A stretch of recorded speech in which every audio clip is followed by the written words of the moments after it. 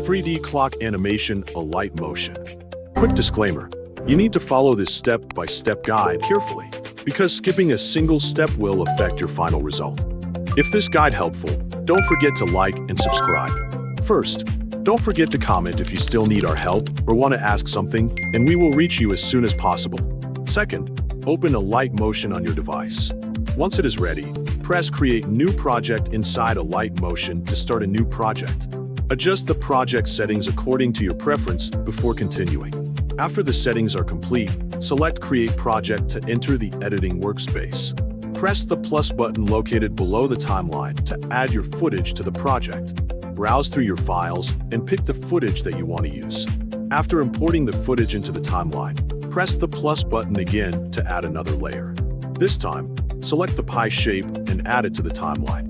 Once the pie shape has been added, press it and open Edit Shape from the small menu.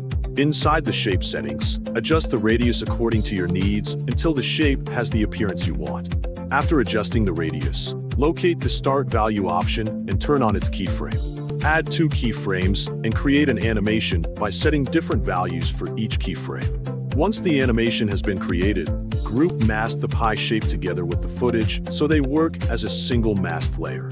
After creating the group mask, open the Effect browser and search for Raster Extrude. When you find the Raster Extrude effect, select it to open the available preset options. From the preset list, choose the 360 spin preset and apply it to your grouped footage. After the preset has been applied, adjust the remaining settings inside the effect. Continue making adjustments until you are satisfied with the overall look of the animation. Play the preview to see the result and check how the animation looks in motion. If the preview matches the effect you wanted to create, then the process is complete.